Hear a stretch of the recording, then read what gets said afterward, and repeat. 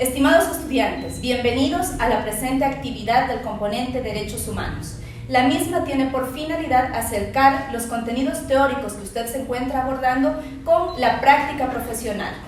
De ahí que usted podrá visualizar una audiencia simulada en el contexto del Sistema Regional de Derechos Humanos, en el cual precisamente el Estado ecuatoriano se encuentra inmerso. Por favor, ponga especial énfasis en alguna de las actividades: el alegato inicial, el interrogatorio a la víctima y en los alegatos de cierre. De ellos se van a articular algunas preguntas y actividades posteriores. Lo invito a realizarlas y a ser partícipe de esta formación. Dentro de esta actividad también lo invito a visualizar cómo los estudiantes de modalidad presencial del mismo componente son protagonistas de la formación y van a conducir una audiencia con algunos aspectos a considerar. En el Sistema Regional de Derechos Humanos, la audiencia se encuentra compuesta por 5 jueces que conforman el quórum para tomar decisiones en el Tribunal de la Corte Interamericana de Derechos Humanos. Dado que esta es una actividad pedagógica, vamos a realizarla con una sola jueza ponente. Además, usted podrá visualizar en los créditos el nombre de cada uno de los estudiantes que se han involucrado en esta actividad. Bienvenidos nuevamente. Muy buenas tardes con todos los presentes. Tengan la bondad de ponerse de pie, que la señora jueza va a ingresar a la sala.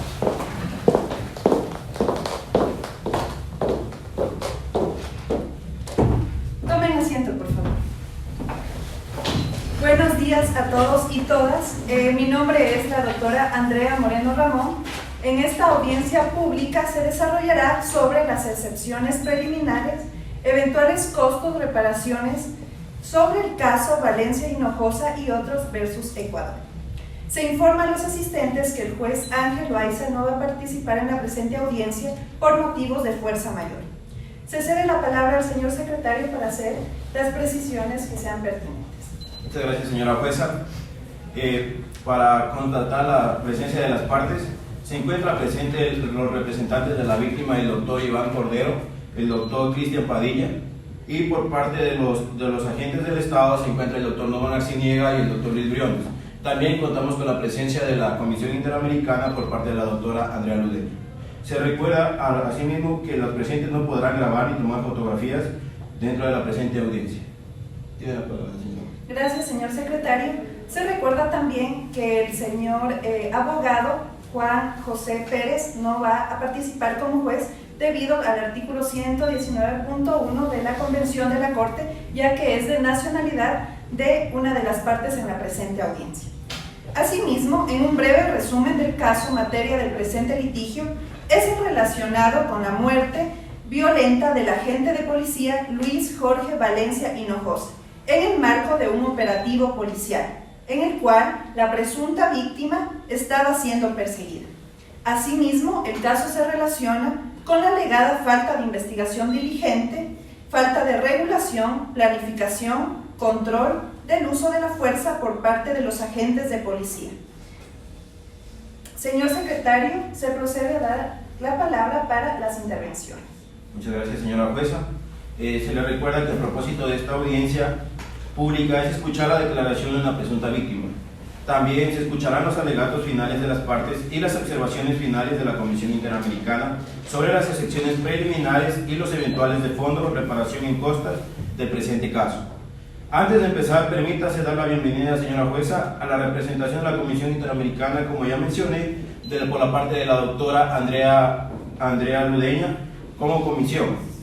También quisiéramos dar, de conformidad con el artículo 51 del reglamento de la Corte, escuchará inicialmente a la Comisión Interamericana, la que hará una breve presentación del caso, expondrá los fundamentos de la presentación del mismo ante el tribunal, como cualquier asunto que considere relevante para su representación.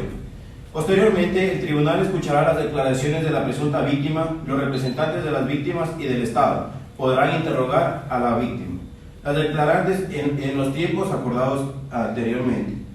Posteriormente, el representante de las presuntas víctimas y el Estado podrá presentar los alegatos finales orales sobre las excepciones preliminares, eventuales y reparación en costos.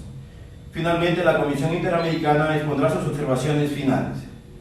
Muchas gracias, señora jueza. Gracias, señor secretario. En este momento se concede la palabra a la comisionada Andrea Ludeña.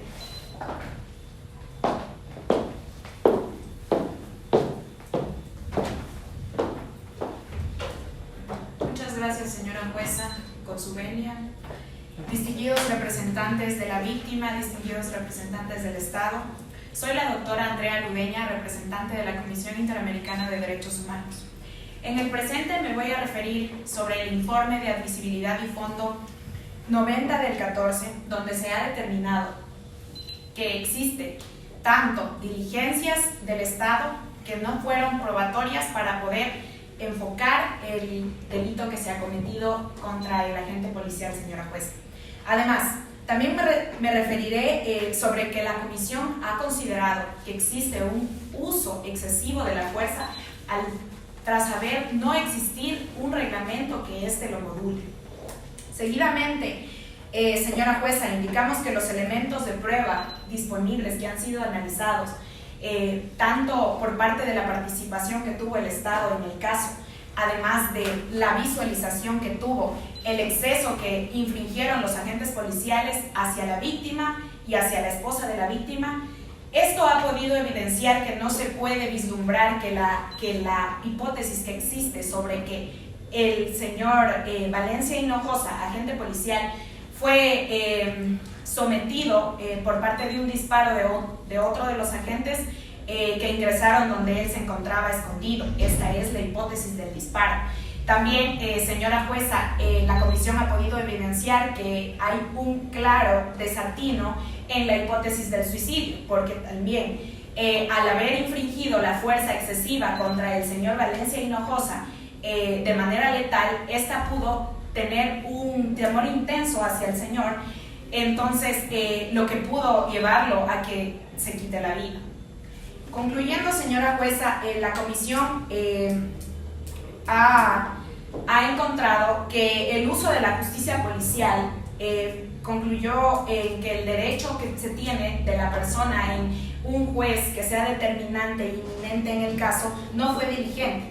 Además, esta comisión en su alegato de concluir, señora jueza, va a demostrar en qué momento el Estado, desde el principio, durante y finalmente, no realizó la investigación pertinente para solventar el derecho que se le ha violentado al señor Valencia Hinojosa. Esto es cuanto todo puede remitirse a la comisión. Muchas gracias, señora jueza. Muchas gracias, señora comisionada Andrea Ludeña. Solicito a Secretaría, por favor, llamar a la víctima, tome sus datos y hacer las precisiones pertinentes. Enseguida, señora jueza.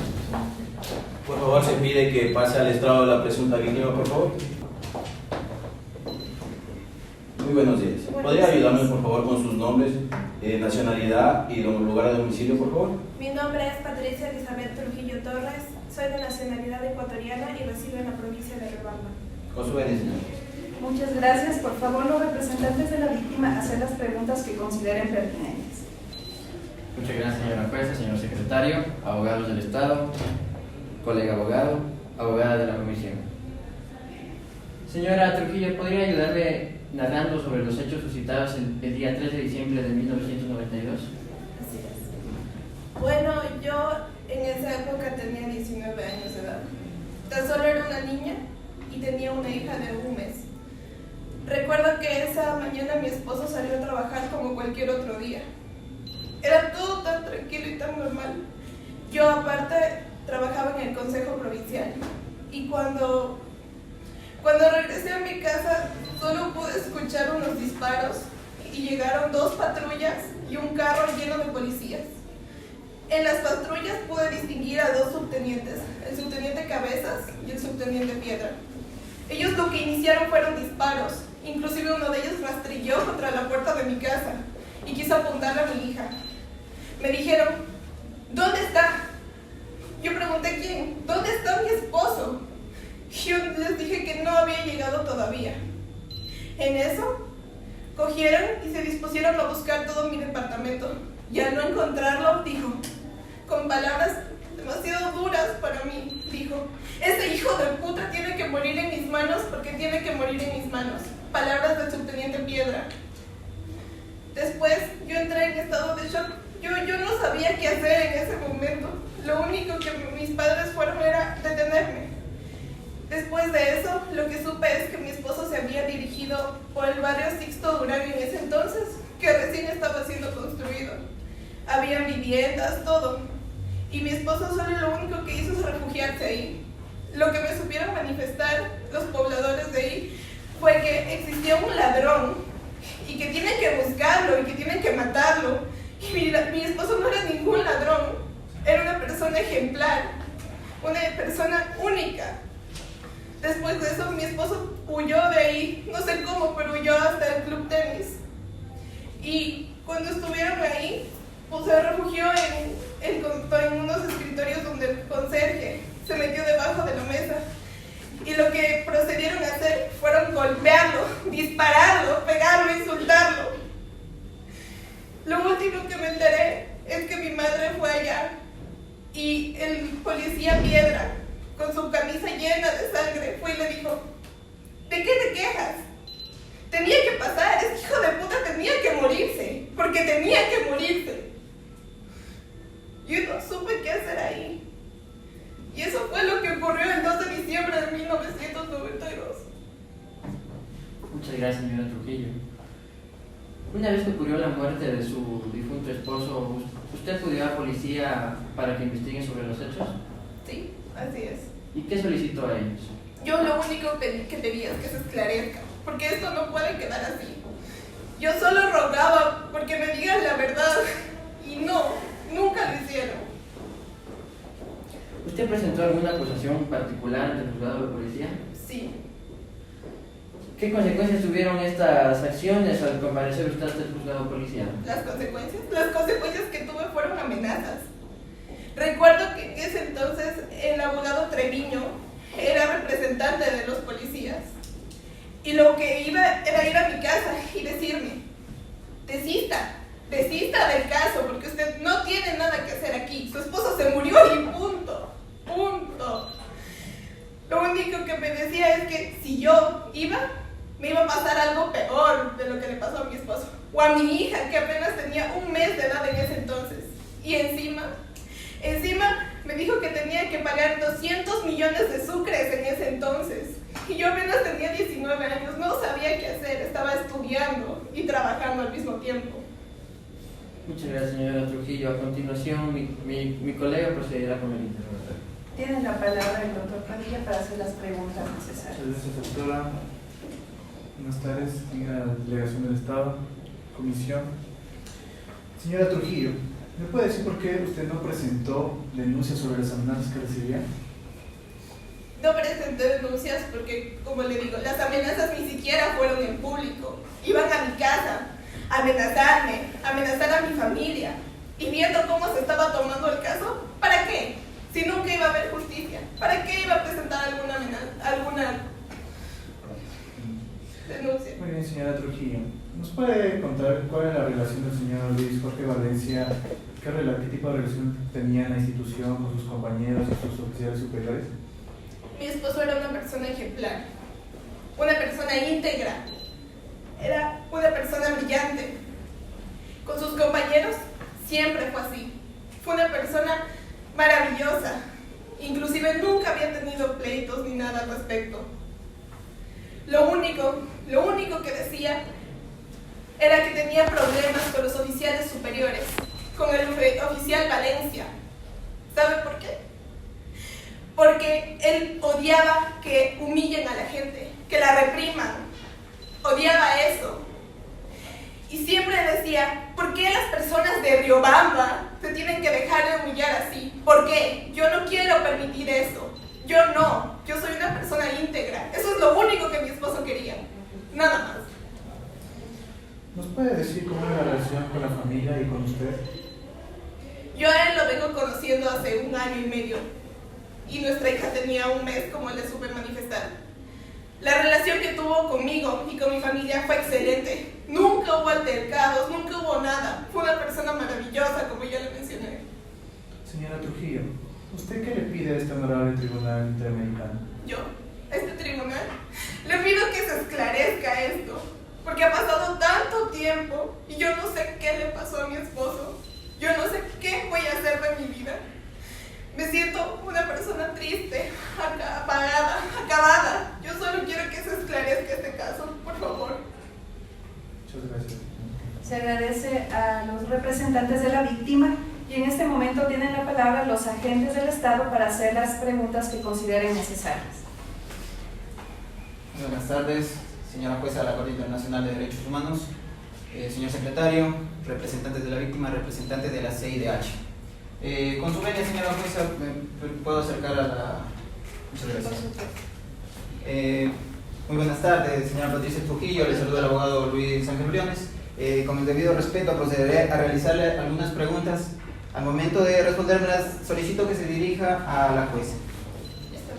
En el momento en que se sucedió los hechos y se inició el proceso penal por la muerte de su esposo, ¿contaba usted con un abogado particular? Sí, en ese entonces yo sí contaba con un abogado. Es decir, señora Patricia Trujillo, que en esa época su abogado ya mantenía contacto con la Comisión Ecudémica de Derechos Humanos. Debió haber sido así. Yo no le puedo manifestar eso con claridad porque usted sabrá que pasaron tantos años, pero tenía que ser así. Ante esto, usted en la ciudad de Quito presentó una denuncia ante un ente particular. Yo recuerdo que en ese entonces iba con mi tío porque él tenía más experiencia que yo en esto. Yo le recuerdo que tenía 19 años de edad. Es decir, no sabe o no recuerda que no se ha presentado una denuncia ante una autoridad nacional. Yo supongo que debió haber sido así. Lo único que recuerdo era como un edificio en forma de castillo, algo así, donde presentamos, pero eso fue lo que yo hice en la ciudad de Quito. Señora Patricia Trujillo, por favor responda. ¿Conoce si la Comisión Ecudémica de Derechos Humanos presentó algún informe en base a lo que conllevaba el caso o la causa la que se está presentando en estos momentos? No sabría decirle con exactitud, pero debió haber sido así porque recuerdo que era algo relacionado con lo internacional y mi abogado era el que llevaba el proceso en ese entonces. Muchas gracias, señora Patricia. Por su venia, mi compañero, el doctor Numan, procederá con el doctor. Por su venia, señora jueza, buenas tardes. Buenas tardes, representantes de la víctima. Buenas tardes, comisión, colega, secretario público aquí presente. Con su venia, ¿puedo acercarme? Puede ser. Muchas gracias. Señora Trujillo, usted nos ha mencionado que ha recibido amenazas. ¿Alguna vez su abogado o sus abogados le aconsejaron o le recomendaron que ponga la denuncia sobre esto en el ámbito interno? Así es, como yo manifesté, recibí no solo una, sino varias amenazas en mi casa. Sí, efectivamente me recomendaron que vaya, que denuncie, que esto no se quede en la impunidad. Pero ¿saben qué? ¿Para qué? Si aquí no se ha hecho nada. Porque me di cuenta de que quien tiene el poder es quien puede resolver esto. Uno que es humilde, que no sabe qué hacer. Uno que tiene bajos recursos. No puede hacer nada. No se va a esclarecer. Tenía miedo. Apenas tenía 19 años de edad y mi hija tenía que velar por ella. Muchas gracias, señora Trujillo. Usted también nos ha mencionado que su esposo, el señor Luis Valencia, era un policía ejemplar. ¿Usted alguna vez tuvo conocimiento si su esposo, como policía, tuvo alguna falta disciplinaria? Yo, de lo que puedo manifestarle en mi casa, fue una persona excelente. Yo nunca tuve ninguna queja. Tampoco me enteré de que haya tenido ninguna falta ni nada dentro de su trabajo. Muchas gracias, señora Trujillo. Como última pregunta, ¿usted cree que el tiempo que se ha demorado la CIDH en resolver este caso ha afectado como tal el proceso? Objeción, señora jueza. No sé qué relevancia tiene esta pregunta en el proceso. Reformule, por favor. Señora jueza, yo creo que es relevante esta pregunta, puesto que el tiempo que se ha tomado la CIDH para resolverlo genera una afectación a las partes y al Estado. Y necesitamos esclarecer que la señora nos ayude indicando esto, si se ha generado una afectación como tal al proceso. Puede proceder a preguntarle. Yo sé que han pasado 21 años desde lo ocurrido. pero para la justicia no hay tiempo. Yo a mi esposo lo quiero vivo. Yo me volví una persona triste, apagada. Llegué al extremo de ir a visitarlo al cementerio de noche. Inclusive pensé en regalar a mi hija. A mí no me importa el tiempo que pase. Yo lo único que quiero es que se esclarezca esto. Porque no es justo que voy 21 años luchando y yo no sé qué pasó el 21. Ese trágico día, yo no sé qué pasó. Muchísimas gracias, señora Trujillo. Gracias por la palabra, señor.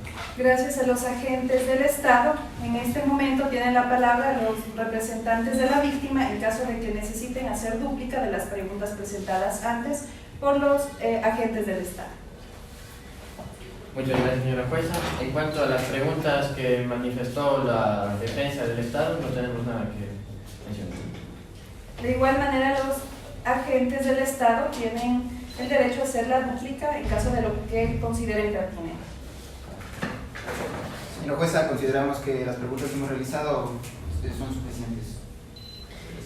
Quisiera tan solo agradecerle, valoramos mucho su intervención aquí, ya que es necesaria. Si usted requiere salir dentro de esta audiencia, puede hacerlo, o si no, puede quedarse dentro de la misma. Pero se sugiere que se mantenga dentro de la sala para poder seguir con todo este procedimiento. Muchas gracias. En este momento tienen la palabra los representantes de la víctima para sus alegatos. Muchas gracias, señora jueza. Como mencionaba la señora Trujillo, los hechos sucedieron el día 3 de diciembre de 1992. Esto fue en la ciudad de Riobamba, provincia de Chimborazo, en la República del Ecuador. Aproximadamente a las 10 de la mañana, el sargento Valencia con el sargento Hernández y el sargento Segundo se encontraban ingiriendo bebidas alcohólicas. Tomando en cuenta que estos se encontraban ese día, estaban en servicio activo. Minutos más tarde se dirigieron a un lugar llamado La Paz. En este lugar ingirieron demasiadas bebidas alcohólicas hasta llegar al punto de la embriaguez. El sargento Hernández y el sargento Segundo estaban en un estado etílico muy elevado, por ende empezaron a suscitarse riñas, no solo físicas sino también verbales. El sargento Valencia, como para tratar de apaciguar la situación, lo que hizo él es sacar su revólver solo con la intención de asustarlos, pero por razones desconocidas, el revólver se dispara, impactando un proyectil en el torso del sargento Hernández y en el miembro inferior derecho del sargento Segundo. El sargento Valencia, al suscitar esto, salió despavorido huyendo del lugar. Minutos más tarde, el sargento Hernández se encontraba a cargo de un operativo en el cual era para dar con el paradero del sargento Valencia. El sargento Cabezas con el sargento Piedra llegaron al domicilio del sargento Valencia. En este entonces se encontraba la señora aquí presente, la señora Trujillo, con su hija. De forma temeraria entraron ellos a su domicilio, amenazándola de muerte, como mencionaba en su testimonio, con palabras fuertes, diciéndole: ¿dónde está este hijo de puta que tenemos que matarlo? Señora jueza, tenemos que tomar en cuenta que la familia del sargento Valencia ha estado recibiendo amenazas a partir desde los hechos. Seguidamente de esto, dan con el paradero de Valencia. El sargento Valencia se encontraba en el tenis club de la ciudad de Riobamba. A la entrada del tenis club se encuentra una garita, en la cual estaba custodiada por el sargento Ortiz. A la garita llega el sargento Cabezas con el sargento Piedra a interrogar al sargento Ortiz, y en este momento proceden a amenazarlo él también de muerte, que si no da con el paradero del sargento Valencia tendrá su muerte. El sargento Ortiz, al verse despavorido y en un estado de shock, lo único que hace es dar con la ubicación del sargento Valencia. Minutos más tarde se encuentra en la garita el sargento Valencia, el sargento Cabezas y el sargento Piedra. El sargento Ortiz se encontraba fuera de la garita. Según el testimonio del sargento Ortiz, tenemos que se oyeron disparos dentro de la garita y se oía claramente que el sargento Cabezas decía: Valencia está muerto. Señora jueza, creo que no podíamos hablar de suicidio en este caso, al haber escuchado varios disparos dentro de la garita, según el testimonio presentado por el sargento Ortiz. Asimismo, señora jueza, se han presentado varias inconsistencias en el proceso, ya que la prueba balística solo se le realiza al arma del sargento Valencia, y más no a los que estaban ahí en la garita con él, siendo el sargento Cabezas y el sargento Piedra. Hasta aquí mi intervención, señora jueza. Proseguirá mi colega. Tiene la palabra. Muchas gracias, señora jueza. Delegación del Ecuador. Distinguida representante de la comisión. Bien, para empezar, señora jueza, debo manifestar que en esta intervención haré referencia a los hechos y fundamentos de derecho pertinentes que deben aplicarse en aquel entonces. Señora jueza, estamos hablando específicamente del año 1992. La comisión del tipo penal fue el día 3 de diciembre de aquel año, mismo día en que la víctima perdió la vida a consecuencia de un acto típico, antijurídico y culpable.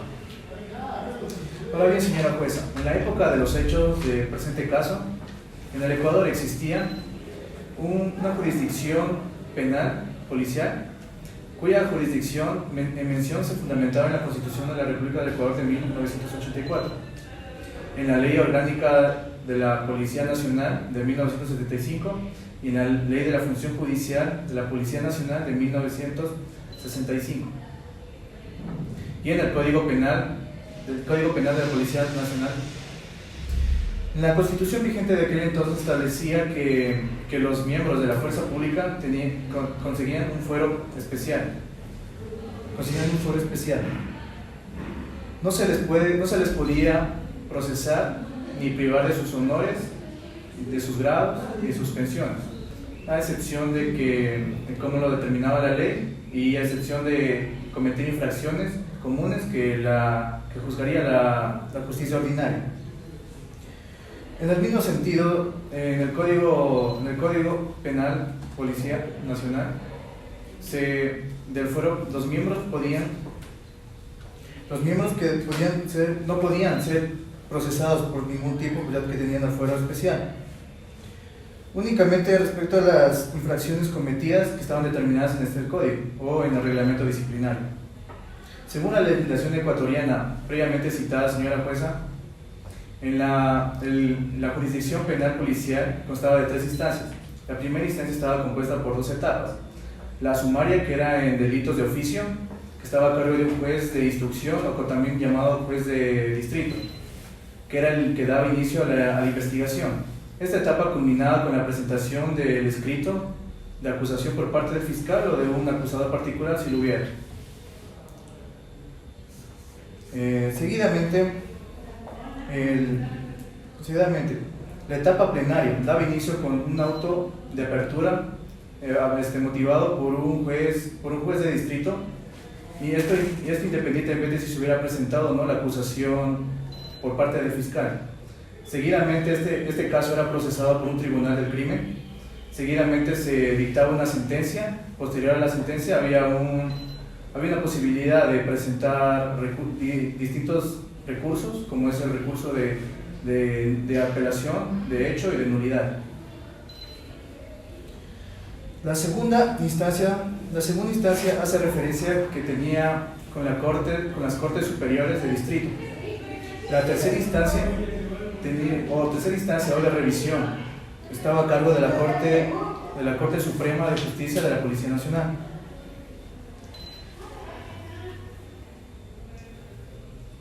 La vulneración de derechos, señora jueza, se presenta en el actuar del juez de la primera instancia, ya que no encontró los elementos suficientes para dar apertura al plenario, y como producto de eso se dictó un sobreseimiento definitivo, sobreseimiento que era dictado por un juez cuya competencia era únicamente legal si el acto hubiera sido de oficio o el delito. Señora jueza, por último, señora jueza, esa decisión de sobreseimiento era objeto de interposición de un recurso de apelación, por lo que se podía elevar a consulta de la Corte Superior respectiva, por lo que se trataba de un delito de reclusión. Es entonces, señora jueza, que cuando se vulnera el derecho a la cuarta instancia y a todos los principios procesales, se justifica únicamente con la mención del procesado que contendría el fuero especial, y que por ende motivo tenía que estar determinado en el Código Penal Civil Policial, no como una infracción común, como lo es el delito del presente caso. Hasta aquí mi intervención, señora jueza. Se agradece por la intervención de los representantes de la víctima y en este momento tienen la palabra los agentes del Estado para su alegato. Muchas gracias, señora jueza. Escuchadas a las partes, efectivamente hay que recalcar algunos puntos presentados por los representantes de la víctima y escuchados igualmente. Efectivamente, el 3 de diciembre de 1992, el policía Luis Valencia sí se encontraba en sus labores como Policía Nacional. Efectivamente, estaba en situación activa, pero aparte de esto se encontraba ingiriendo bebidas alcohólicas.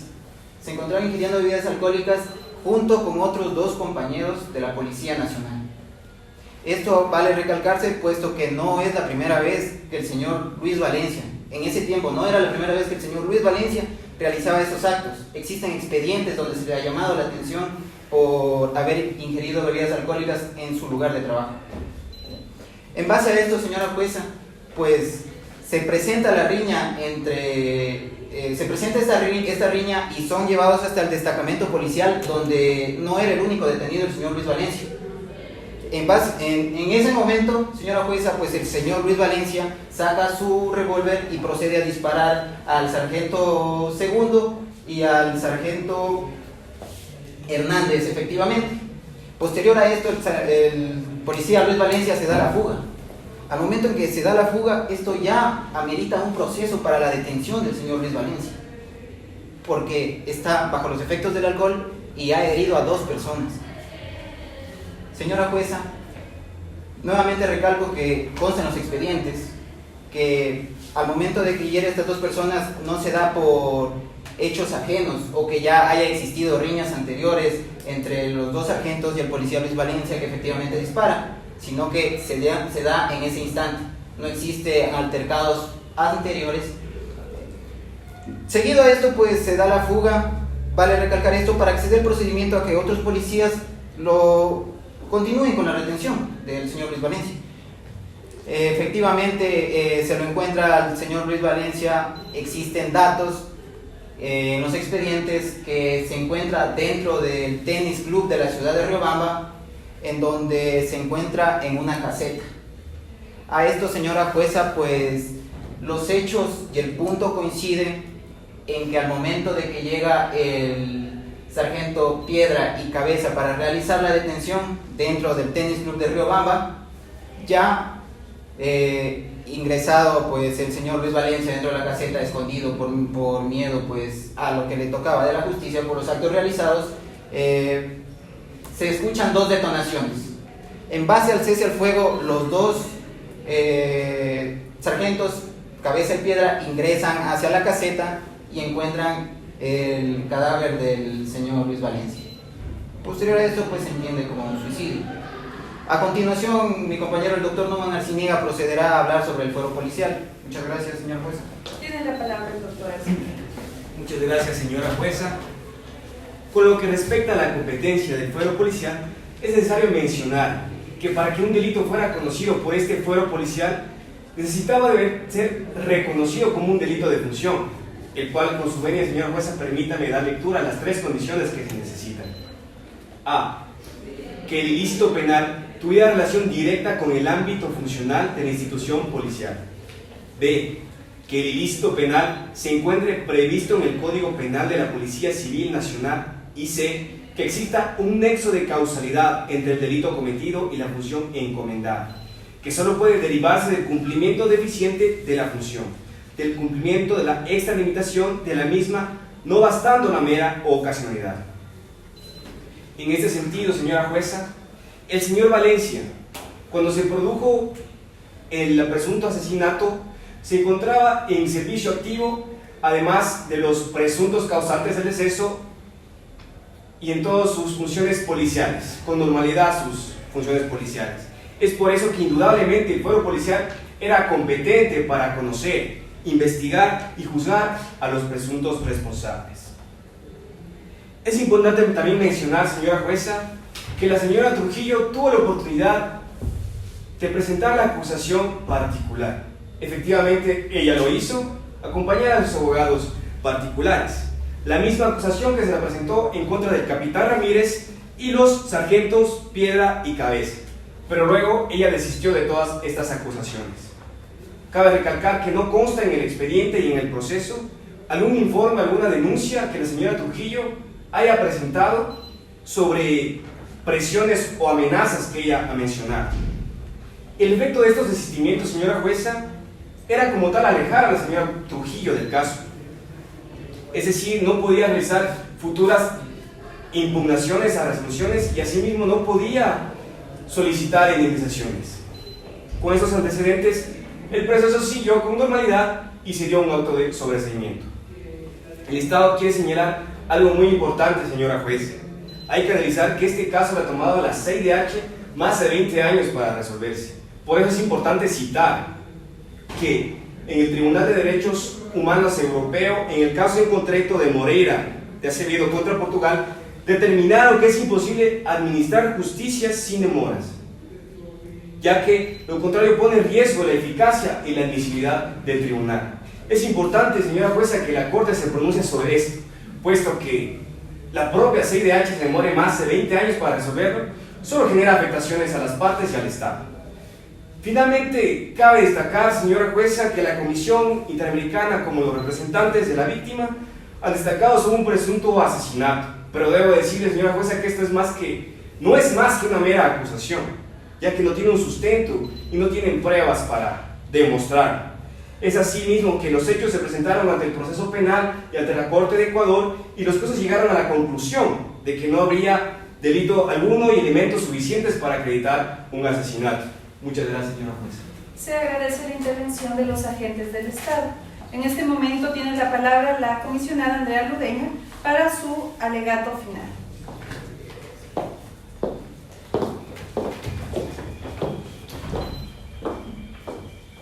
Muchas gracias, señora jueza. La comisión ha destacado 3 cuestiones de orden público presentes en este caso. Primeramente, se profundiza, señora jueza, que en materia del uso de la fuerza en el operativo para detener legítimamente a una persona no se ha evidenciado cómo fue el procedimiento para el mismo. Seguidamente, señora jueza, en relación a la incompatibilidad del fuero penal policial para la investigación de derechos humanos, la diligencia del Estado sobre este incidente para comprobar si es que dicho fuero policial es susceptible o no, no ha sido evidenciable. Finalmente, señora jueza, al existir un ejercicio arbitrario de fuerza, el Estado debió manifestar una investigación diligente para poder saber si este precepto era cierto o no, era con una verosimilitud para que se pueda usar como argumento en el presente caso. Señora jueza, nosotros como Comisión Interamericana de Derechos Humanos no nos encontramos posicionados para pronunciarnos sobre las hipótesis existentes, en este caso la hipótesis de suicidio y la hipótesis de asesinato. Sobre el agente señor Valencia Hinojosa. Pero esta comisión considera, señora jueza, que en cualquiera de las hipótesis analizado en el informe que hemos presentado, 90 del 14, la participación estatal en cuanto a las diligencias de la investigación que se realizó para el despliegue operativo, si cumplía o no cumplía con las regulaciones de modulación de la fuerza, señora jueza, que en ese entonces no existían. Además, estamos evidenciados, señora jueza, claramente que no se cumplió con las obligaciones que impone la Convención respecto del uso de la fuerza frente a un derecho fundamental que es el de la vida del señor Valencia Hinojosa. El Estado Señora jueza, vale la redundancia en este argumento que ya lo he mencionado, no existe una investigación diligente tanto en el inicio del proceso como en el despliegue y su conclusión. Señora jueza, por todo lo expuesto, que ya lo hemos fundamentado en el informe de admisibilidad de fondo que se encuentra adscrito en el proceso, hemos solicitado a su autoridad lo siguiente. Primeramente, que se realice una investigación efectiva de las violaciones de los derechos humanos que en el presente caso hemos declarado en el informe. También que se adopten medidas legislativas, administrativas y de cualquier índole para que, a fin de la finalidad, señora jueza, de asegurar y aseverar que los derechos fundamentales sean protegidos por parte del Estado. Finalmente, que se repare adecuadamente los derechos humanos declarados que han sido violados, tanto de aspecto material como moral, incluyendo también medidas de satisfacción por los daños ocasionados. Y cabe recalcar, señora jueza, que existe una viuda por parte de esta mala actuación que usted considerará si fue por parte del agente policial o fue por parte de una mala investigación de la realización del Estado. Esta es mi intervención hasta aquí, señora jueza. Muchas gracias. Gracias, señorita comisionada. Para finalizar, se agradece la intervención tanto de los representantes de la víctima, el doctor Iván Cordero, el doctor Cristian Padilla, y asimismo los agentes del Estado, el doctor Número Arciniegas y el doctor Luis Briones. De manera especial a la comisionada Andrea Ludeña por su informe, ya que es de gran valor para resolver puntos claves en esta audiencia. Asimismo, se informa a las partes que se llama audiencia dentro de un mes, contando desde la presente fecha, en la cual se va a comunicar la decisión final que emitirá esta Corte. Es por ello todo cuanto se puede mencionar, y siendo las 16 horas con 10 minutos, se da por concluida la presente audiencia. Muchas gracias.